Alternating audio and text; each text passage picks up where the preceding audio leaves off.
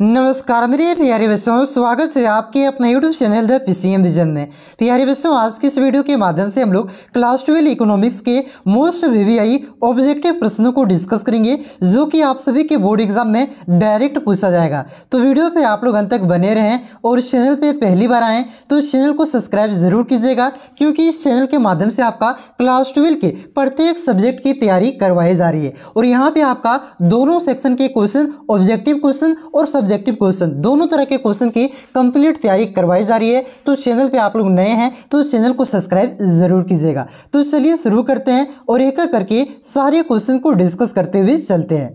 तो देखिए बच्चों, पहला क्वेश्चन है कि उपभोक्ता व्यवहार का अध्ययन किया जाता है। तो उपभोक्ता व्यवहार का अध्ययन अर्थशास्त्र के किस शाखा के अंतर्गत किया जाता है? तो सूक्ष्म अर्थशास्त्र, जिसे व्यष्टि अर्थशास्त्र भी कहा जाता है, इसके अंतर्गत किया जाता है। तो इस क्वेश्चन का right answer option number A हो जाएगा। देखिए, सूक्ष्म अर्थशास्त्र के अंतर्गत आपका छोटे छोटे इकाइयों, जैसे आपका किसी भी एक उत्पादक का अध्ययन हो, या तो किसी भी एक उपभोक्ता के व्यवहार का अध्ययन हो, या तो व्यक्तिगत फर्म का अध्ययन हो, इन सभी का अध्ययन आपका सूक्ष्म अर्थशास्त्र के अंतर्गत किया जाता है। तो इस क्वेश्चन का right answer option number A हो जाएगा।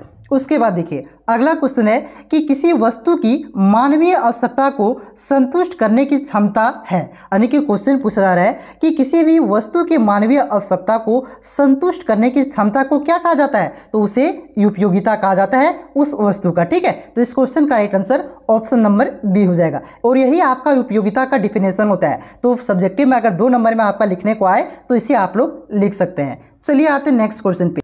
उसके बाद अगला क्वेश्चन है कि मांग फलन को निम्नलिखित में से कौन सा समीकरण के द्वारा व्यक्त किया जाता है? तो जो आपका मांग फलन है बच्चों, उसे dx बराबर फंक्शन ऑफ px के द्वारा व्यक्त किया जाता है। इस समीकरण के द्वारा इसे दिखाया जाता है। ठीक है, तो इस क्वेश्चन का right answer option number C हो जाएगा। यहाँ पे देखिए, एक पॉइंट और नोट कर लीजिएगा आप लोग। अगर पूछे कि पूर्ति फलन को किस समीकरण के द्वारा दिखाया जाता है, तो कुछ नहीं करना है, बस यहाँ पे डी की जगह एस लिख देना है और उसी प्रकार से फंक्शन ऑफ क्या लिख देंगे, 3x। इस प्रकार से आपका पूर्ति के फलन को डिनोट किया जाता है, इस समीकरण के द्वारा व्यक्त किया जाता है। इसे भी आप लोग ध्यान रखिएगा। ठीक है, उसके बाद देखिए, अगला क्वेश्चन है कि औसत लागत वक्र का आकार कैसा होता है? तो इस तरह का क्वेश्चन आपका मॉडल पेपर में भी था। तो औसत लागत वक्र का आकार किस प्रकार से होता है? यू आकार का। इस प्रकार से आपका होता है औसत लागत वक्र का आकार। ठीक है, और इसी प्रकार से यू आकार का ही आपका सीमांत लागत का भी होता है। इसे भी आप लोग ध्यान रखिएगा।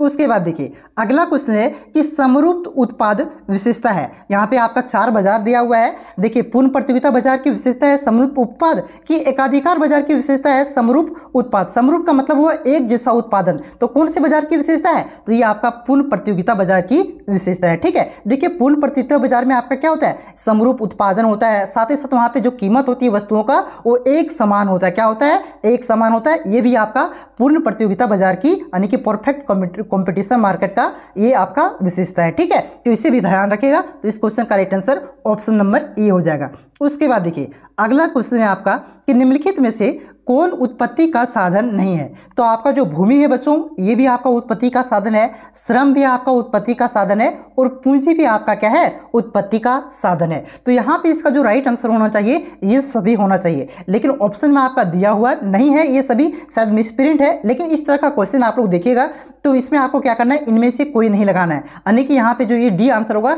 यही सही होगा, बाकी बात ये सभी आपका क्या है? उत्पादन का साधन है। ठीक है, इस तरह का क्वेश्चन में अगर इनमें से कोई नहीं रहे तो इनमें से कोई नहीं, आपको टिक करना है। ठीक है, उसके बाद देखिए, अगला क्वेश्चन है कि परिवर्तनशील अनुपात का नियम संबंधित है। तो जो आपका परिवर्तनशील उत्पाद का नियम है बच्चों, ये आपका अल्पकाल से संबंधित है, यानी कि छोटा पीरियड से, शॉर्ट रन से आपका संबंधित है। तो ऑप्शन नंबर सी इसका करेक्ट आंसर होगा। उसके बाद देखिए, अगला क्वेश्चन है कि आवश्यक वस्तुओं की मांग की लोच होती है। तो आवश्यक वस्तुओं की जो मांग की लोच होती है वो आपका पूर्णतः बेलोचदार होता है। पूर्णतः बेलोचदार का मतलब क्या हुआ? ईडी बराबर आपका 0, यानी कि उसका कीमत में अगर परिवर्तन होता है तो उसकी मांग में कोई भी परिवर्तन नहीं होगा। जैसे आवश्यक वस्तु का एग्जांपल, जैसे दवा हो गया, नमक हो गया, क्या इसके बिना चल सकता है क्या? इसका जितना भी दाम बढ़े लेकिन इसके बिना नहीं चल सकता है, इसको हमें यूज करना ही पड़ेगा। तो ये पूर्णतः बेलोचदार होती है। मांग पे कीमत में कम बेसी अधिक की कम या अधिक होने से मांग में इसका कोई भी प्रभाव नहीं पड़ता है। ठीक है, तो शून्य होता है, पूर्णतः बेलोचदार होता है। तो ऑप्शन नंबर ये इसका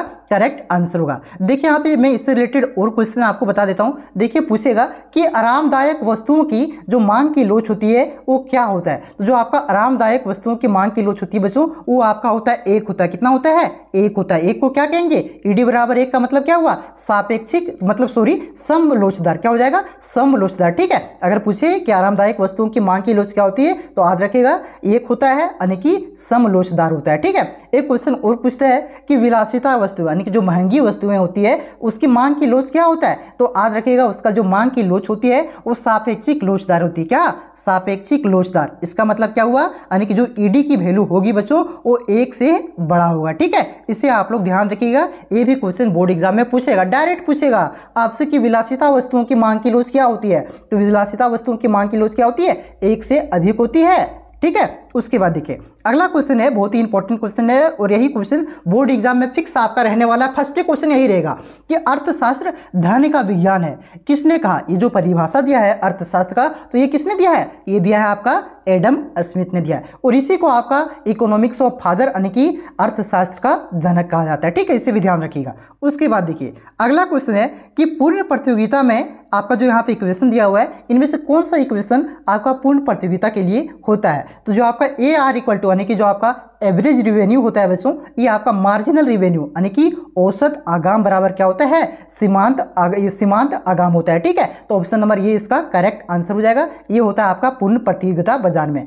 अब एकाधिकार बाजार में क्या होता है? तो जो आपका एकाधिकार बाजार है बच्चों उसमें क्या होता है? उसमें AR जो आपका है वो MR से क्या होता है? बड़ा होता है। ठीक है, AR आपका क्या होता है? MR से बड़ा होता है। इसे ध्यान रखिएगा, पूछ देगा यहाँ पे एकाधिकार कर देगा तब क्या कीजिएगा? तब आपका क्या होगा? AR बड़ा होगा MR से। ठीक है, इससे ध्यान रखिएगा। उसके बाद देखिए अगला क्वेश्चन है कि जब कुल उपयोगिता अधिकतम होती है तब सीमांत उपयोगिता क्या होता है? शून्य होता है। मॉडल पेपर में ये क्वेश्चन आपका था, ध्यान दीजिए, मैंने आपको इस प्रकार से ग्राफ बना करके बताया हुआ था। ठीक है, ये आपका TU का ग्राफ हो गया और इस प्रकार से मैंने आपको बनाया हुआ था कि ये आपका क्या हो गया? MU का ग्राफ हो गया। जब ये यहाँ पे अधिकतम होता है TU तब यहाँ पे MU क्या होता है? यहाँ पे MU क्या हो जाता है? शून्य हो जाता है, 0 होता है। ठीक है, तो इस क्वेश्चन का right answer option number C हो जाएगा। इससे रिलेटेड एक क्वेश्चन और पूछता है कि जब कुल उपयोगिता क्या होती है? घटती है तब सीमांत उपयोगिता क्या होता है? तब सीमांत उपयोगिता आपका ऋणात्मक में चला जाता है, आज रखिएगा माइनस में चला जाता है। ठीक है, ये भी क्वेश्चन इंपॉर्टेंट है, बोर्ड एग्जाम में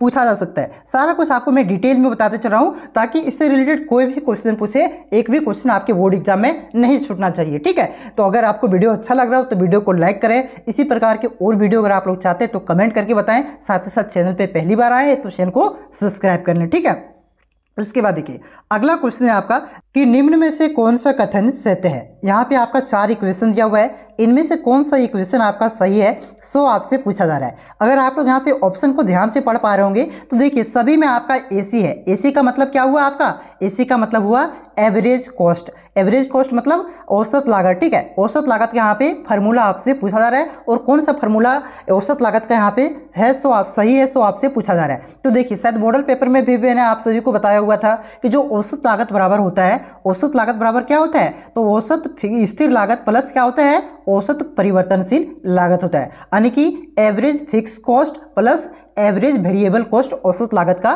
फार्मूला होता है। ठीक है, तो कौन सा ऑप्शन में दिया हुआ है? तो ऑप्शन नंबर डी में दिया हुआ है। तो ऑप्शन नंबर डी इसका करेक्ट आंसर हो जाएगा। AC बराबर AFC प्लस ABC होता है। ठीक है, उसके बाद देखिए अगला क्वेश्चन है कि उत्पादन संभावना वक्र का ढाल गिरता है। तो उत्पादन संभावना वक्र किस प्रकार से होता है? इस प्रकार से होता है, मैं बना देता हूं। तो देखिए इस प्रकार से आपका उत्पादन संभावना वक्र होता है। तो इसका जो ढाल है देखिए ये ढाल किधर से किधर गिरा है? तो इधर आपका बायां होता है, इधर आपका दायां होता है। तो ये बाएं से दायां, ठीक है, बाएं से दायां गिरा है। ठीक है, तो इस क्वेश्चन का राइट आंसर क्या हो जाएगा? इस ऑप्शन नंबर ये बायां से दायां। देखिए इससे रिलेटेड क्वेश्चन एक और पूछा जाता है कि जो आपका उत्पादन संभावना वक्र है ये मूल बिंदु की ओर कैसा होता है? तो ये मूल बिंदु की ओर आपका अवतल होता है जिसे नतोदर भी कहा जाता है। क्या कहा जाता है? नतोदर भी कहा जाता है। ठीक है, तो ये मूल बिंदु की ओर नतोदर अतो अवतल होता है, इसे भी ध्यान रखिएगा। तो इस क्वेश्चन का राइट आंसर हो जाएगा बाएं से दायां। उसके बाद देखिए अगला क्वेश्चन है आपका कि आर्थिक समस्या मूलतः किस तथ्य की समस्या है? तो जो आपका आर्थिक समस्या है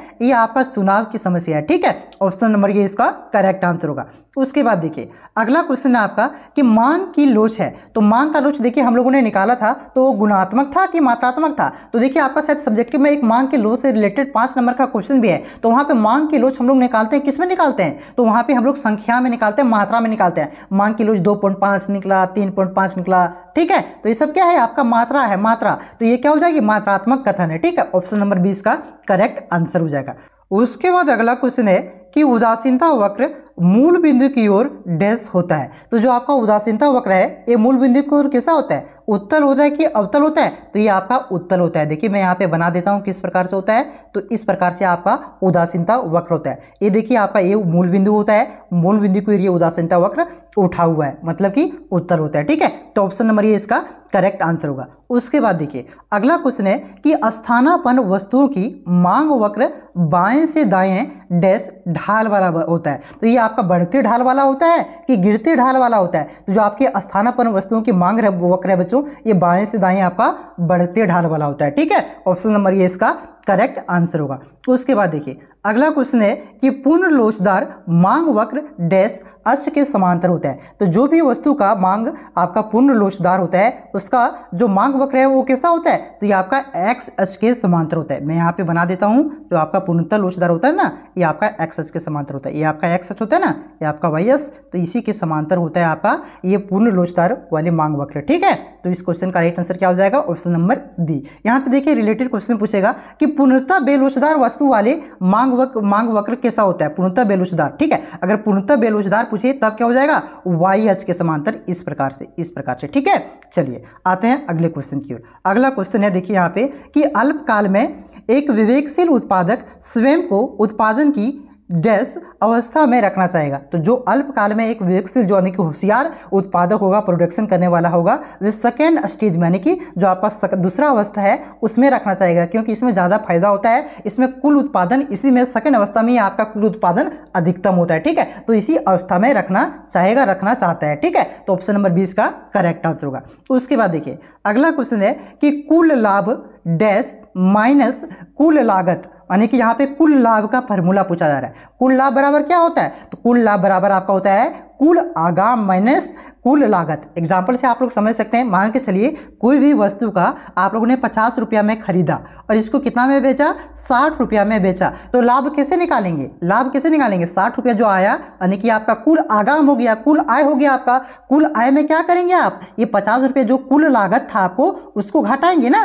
तो यहाँ पे देखिए कुल आगाम पहले लिखेंगे, उसके बाद क्या लिखेंगे? माइनस कर देंगे कुल लागत को, तब क्या निकल जाएगा? आपका जो कुल फायदा हुआ वही निकल जाएगा। ठीक है, तो ये हो गया आपका इसका राइट आंसर। ऑप्शन नंबर ये हो जाएगा कुल आगाम। ठीक है, चलिए आते हैं अगले क्वेश्चन की ओर कि राष्ट्रीय आय का मापन निम्नलिखित में से किस विधि से किया जाता है? तो राष्ट्रीय आय की जो गणना है बच्चों, ये उत्पादन विधि से किया जाता है और आय विधि से भी किया जाता है और व्यय विधि से भी किया जाता है। तो इस क्वेश्चन का राइट आंसर क्या हो जाएगा?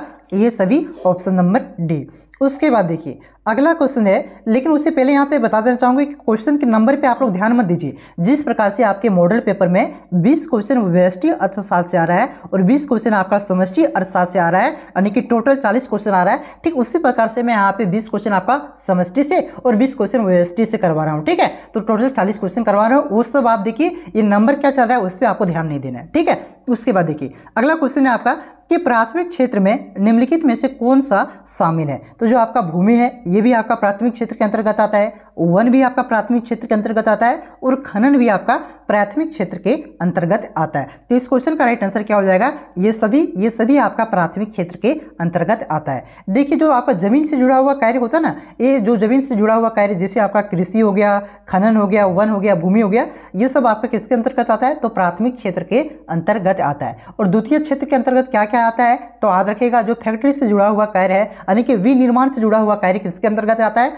तो द्वितीय क्षेत्र के अंतर्गत आता है। और तृतीय क्षेत्र के अंतर्गत क्या क्या आता है? तो जो विनिर्माण यानी जो हम लोगों ने उत्पादन किया फैक्ट्री में, ठीक है, उसको अगर हम बाजार में बेच रहे हैं तो ये किसके अंतर्गत आ जाएगा? तो ये तृतीय क्षेत्र के अंतर्गत आ जाएगा।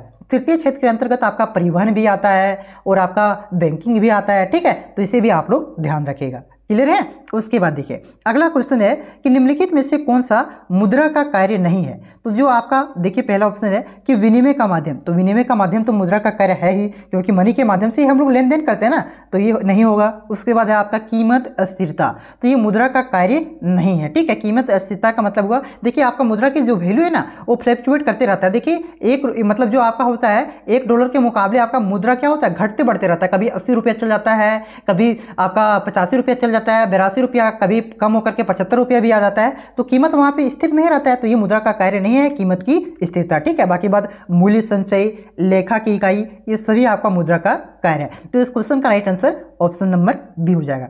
उसके बाद देखिए अगला क्वेश्चन है कि जनता का बैंक कौन सा है। तो जो आपका जनता का बैंक है बच्चों, ये व्यापारिक बैंक है। व्यापारिक बैंक कहने का मतलब हुआ जो हम लोग जिस बैंक में हम लोग जाते हैं, जैसे bank of India, state bank, आपका ग्रामीण बैंक। ठीक है, ये सभी क्या है आपका जनता का बैंक है। और जो बैंकों का बैंक होता है उसे क्या कहते हैं, केंद्रीय बैंक कहा जाता है। ठीक है, केंद्रीय बैंक आपका बैंकों का बैंक है, सरकार का बैंक है। ठीक है, तो क्वेश्चन हो सकता है बोर्ड एग्जाम में पूछ दे कि बैंकों का बैंक किससे कहा जाता है, तो याद रखिएगा केंद्रीय बैंक को बैंकों का बैंक कहा जाता है और सरकार का बैंक भी कहा जाता है। उसके बाद देखिए अगला क्वेश्चन है कि रिजर्व बैंक ऑफ इंडिया की स्थापना कब हुई। तो जो आपका रिजर्व बैंक ऑफ इंडिया की स्थापना 1 अप्रैल 1935 को हुआ था। कब? 1 अप्रैल 1935 को रिजर्व बैंक ऑफ इंडिया की स्थापना हुआ था। और इसका राष्ट्रीयकरण कब हुआ था, तो याद रखिएगा इसका राष्ट्रीयकरण 1 जनवरी 1949 को इसका राष्ट्रीयकरण हुआ था। ठीक है, उसके बाद अगला क्वेश्चन है कि एमपीसी प्लस एमपीएस बराबर, यानी कि जो आपका फॉर्मूला पूछ रहा है कि एमपीसी प्लस एमपीएस बराबर क्या होता है, तो 1 होता है। ठीक है, ऑप्शन नंबर 20 का करेक्ट आंसर होगा। एमपीसी का मतलब क्या हुआ, तो एमपीसी का मतलब हुआ आपका सीमांत उपभोग प्रवृत्ति। और एमपीएस का मतलब क्या हुआ, तो एमपीएस का मतलब हुआ सीमांत बचत प्रवृत्ति। ठीक है, इन दोनों को जोड़ने पर क्या आता है, तो 1 आता है, इसलिए इसका right answer option number B हुआ। देखिए इससे न्यूमेरिकल क्वेश्चन भी पूछा जाता है। ठीक है, यहाँ पे देखिए दे देगा आपको एमपीसी बराबर आपका यहाँ पे दे देगा 0.4। ठीक है, अब बोलेगा कि एमपीएस बराबर क्या होगा, तो आप निकाल करके बताइए। तो क्या करना है, सीधा सीधी 1 में घटा देंगे 0.4, उसके बाद कितना आएगा कमेंट करके आप लोग बताइए। ठीक है, उसके बाद देखिए अगला क्वेश्चन है कि सरकार के राजस्व कर के अंतर्गत निम्नलिखित में से कौन शामिल है। तो सरकार को जो आपका राजस्व कर प्राप्त होता है, इनकम प्राप्त होता है, वो इनमें से कौन कौन से टैक्स के माध्यम से प्राप्त होता है, तो आपका आय कर से भी होता है, निगम कर से भी होता है, सीमा शुल्क से भी होता है। तो इस क्वेश्चन का राइट आंसर क्या हो जाएगा, ऑप्शन नंबर डी, ये सभी से आपका सरकार को टैक्स की प्राप्ति होती है। उसके बाद देखिए नेक्स्ट क्वेश्चन है कि भुगतान शेष का घटक है। तो भुगतान शेष का घटक आपका चालू खाता भी है और पूंजी खाता भी है। तो इस क्वेश्चन का राइट आंसर ए एवं बी दोनों हो जाएगा। ठीक है, ऑप्शन नंबर सी इसका सही उत्तर हो जाएगा। चलिए आगे बढ़ते हैं। अगला क्वेश्चन देखिए, अगला क्वेश्चन है कि भुगतान संतुलन में असमानता, यानी कि जो आपका भुगतान असंतुलन है इसके क्या कारण है, सो आपसे पूछा जा रहा है। तो इसका प्राकृतिक कारण भी होता है, आर्थिक कारण भी होता है और राजनीतिक कारण भी होता है। तो इस क्वेश्चन का राइट आंसर होना चाहिए इनमें से सभी, लेकिन इनमें से सभी यहाँ पे ऑप्शन में दिया हुआ नहीं है। तो मैंने आपको पहले भी बताया कि इस कंडीशन में अगर इनमें से सभी नहीं दिया रहे तो इनमें से कोई नहीं इसका सही उत्तर होगा। ठीक है, तो इनमें से कोई नहीं इसका सही उत्तर होगा, ये सभी कारण है, तो ये सभी होना चाहिए। लेकिन इस तरह का क्वेश्चन जनरली नहीं है, हो सकता है यहाँ पे मिस प्रिंट हो गया होगा इस वजह से। लेकिन अगर मिस प्रिंट आपका एग्जाम में भी हो जाता ना तो ये आपको डी ही टिक करना है। ठीक है, चलिए आते हैं अगले क्वेश्चन की ओर। अगला क्वेश्चन है कि गुणक को निम्नलिखित में से किस सूत्र के द्वारा व्यक्त किया जाता है। तो किस सूत्र के द्वारा, गुणक का मतलब क्या होता है, के होता है। के बराबर क्या होता है, तो के बराबर आपका होता है डेल्टा वाई बटा डेल्टा आई, आपका के बराबर होता है। जिसमें y क्या दिखा रहा है, तो y आपका आय दिखा रहा है और डेल्टा क्या दिखाता है, तो डेल्टा आपका परिवर्तन दिखाता है। ठीक है, तो यहाँ पे इसका मतलब ये हुआ कि आय में परिवर्तन बटा निवेश में परिवर्तन क्या होता है, गुणक होता है। ठीक है, तो के बराबर यही आपका इसका फॉर्मूला हो जाता है। तो ऑप्शन नंबर 20 का करेक्ट आंसर होगा। उसके बाद देखिए अगला क्वेश्चन है कि परिवार फर्मों को निम्नलिखित में से कौन सी सेवा प्रदान करती है। परिवार का मतलब अपना घर का परिवार नहीं, परिवार का मतलब यहाँ पे आदमी हो गया। ठीक है, यानी कि जो मनुष्य हो गए, ये फर्म यानी कि कंपनी को कौन सी सेवा प्रदान करती है, तो भूमि भी देता है, श्रम यानी कि लेबर भी देता है, काम करता है, और पूंजी और उद्यम भी देता है कंपनी को। ठीक है, तो इस क्वेश्चन का right answer option number D हो जाएगा, उपयुक्त सभी। उसके बाद देखिए अगला क्वेश्चन है कि निम्नलिखित में से कौन सा स्टॉक है। तो जो आपका स्टॉक है बच्चों, यानी कि संपत्ति है, ये आपका स्टॉक है। स्टॉक मतलब स्थिर है, किसी निश्चित समय बिंदु में वो क्या रही, स्थिर रही, उसी को स्टॉक कहा जाता है। और प्रवाह किसे कहते हैं, जो चलती रहे मतलब परिवर्तन होते रहे, उसी को क्या कहा जाता है, प्रवाह कहा जाता है। ठीक है, तो ये सब आपका जो बचत है, निर्यात है, लाभ है, ये सब क्या है, ये सब प्रवाह का उदाहरण है। और जो आपका संपत्ति है ये आपका स्टॉक का उदाहरण है। ठीक है, उसके बाद देखिए अगला क्वेश्चन है कि 3 क्षेत्रीय मॉडल में निम्नलिखित में से कौन सा शामिल है। तो 3 क्षेत्रीय मॉडल में आपका परिवार आता है, फर्म आता है और सरकार, ये तीनों आपका 3 क्षेत्रीय मॉडल में आता है। तो इस क्वेश्चन का right answer option number D होगा। अगर पूछे 2 क्षेत्रीय मॉडल में कौन कौन से शामिल होते हैं, तो परिवार और फर्म, सिर्फ क्या, परिवार और फर्म, यही दोनों आपका 2 क्षेत्रीय मॉडल में शामिल होता है। अगर पूछे 4 क्षेत्रीय मॉडल में कौन कौन शामिल होता है, तो 4 क्षेत्रीय मॉडल में आपका परिवार, फर्म, सरकार और एक और आकर के जुड़ जाता है वो शेष विश्व। ठीक है, शेष विश्व भी इसमें जुड़ जाता है। तो इसे भी आप लोग याद रखिएगा कि 4 क्षेत्रीय मॉडल में आपका परिवार, फर्म, सरकार और शेष विश्व, ये चारों आपका शामिल होता है। 4 क्षेत्र से ज्यादा नहीं होता है बच्चा। उसके बाद अगला क्वेश्चन है कि भारत में वित्तीय वर्ष है, तो जो भारत में वित्तीय वर्ष है बच्चों, ये आपका 1 अप्रैल से लेकर के 31 मार्च तक चलता है। कब से कब तक, 1 अप्रैल से लेकर के 31 मार्च तक, यही भारत का वित्तीय वर्ष है। ठीक है, यानी कि जिस प्रकार से आपका सेशन चलता है इसी प्रकार से आपका भारत का वित्तीय वर्ष भी है। तो ऑप्शन नंबर ये इसका करेक्ट आंसर होगा। उसके बाद देखिए अगला क्वेश्चन है कि आय एवं रोजगार डैश अर्थशास्त्र की एक शाखा है। तो आय एवं रोजगार का अध्ययन किसके अंतर्गत करते हैं, यानी कि जो आपका राष्ट्रीय आय है और रोजगार का स्तर है, इसका अध्ययन किसके अंतर्गत करते हैं, तो समष्टि अर्थशास्त्र, ये समष्टि अर्थशास्त्र का ही एक शाखा है। उसके बाद देखिए अगला क्वेश्चन है कि टंकी में रखा पानी डैश एक उदाहरण है। तो ये आपका पूर्ति का उदाहरण है कि स्टॉक का उदाहरण है। तो जो टंकी में रखा हुआ पानी रखा हुआ है वहां पे, तो क्या हो जाएगा, स्टॉक क्या हुआ है। ठीक है, तो ऑप्शन नंबर 20 का करेक्ट आंसर हो जाएगा। अगर बोले कि टंकी से निकलता हुआ पानी किसका उदाहरण है, तो निकलता हुआ पानी आपका प्रवाह का उदाहरण है। प्रवाह मतलब एक धारा का उदाहरण है। ठीक है, उसके बाद देखिए अगला क्वेश्चन है कि विनिमय का माध्यम मुद्रा डैश एक कार्य करती है। तो जो आपका विनिमय का माध्यम है मुद्रा कौन सा कार्य है, तो ये आपका प्राथमिक कार्य है। आपको मैंने पढ़ाया हुआ था कि जो आपका देखिए मुद्रा का 3 कार्य मैंने आपको पढ़ाया था, प्राथमिक कार्य, गौण कार्य और आकस्मिक कार्य। ठीक है, तो जो आपका विनिमय का माध्यम है किसके अंतर्गत आता है, तो प्राथमिक कार्य के अंतर्गत आता है। उसके बाद देखिए अगला क्वेश्चन है डैश बैंकों का बैंक कहा जाता है। तो पहले मैंने आपको व्यापारिक बैंक वाला पढ़ाया, तो वहीं पे बताया था कि जो आपका केंद्रीय बैंक है ना, इसी को बैंकों का बैंक और सरकार का भी बैंक कहा जाता है। ठीक है, उसके बाद देखिए अगला क्वेश्चन है कि एमपीसी एवं गुणक में डैश संबंध होता है। तो कैसा संबंध होता है, तो इसमें सीधा संबंध होता है। कैसा, सीधा संबंध होता है। एमपीसी देखिए आपका मैं यहाँ पे थोड़ा समझा देता हूँ कि के बराबर गुणक को किसे दर्शाया जाता है, कैसे दर्शाया जाता है ना, तो के बराबर क्या होता है, 1/1 माइनस एमपीसी होता है।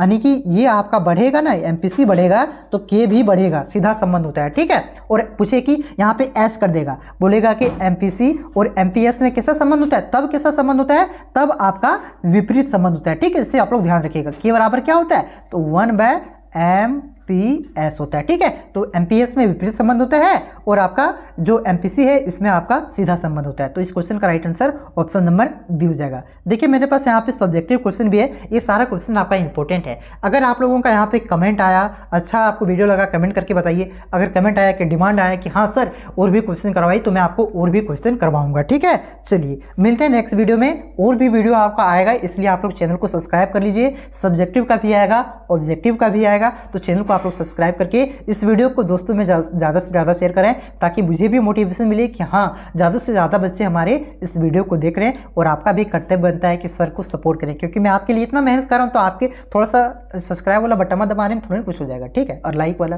ठीक है, चलिए मिलते हैं नेक्स्ट वीडियो में, तब तक के लिए जय हिंद, जय भारत, जोहार झारखंड।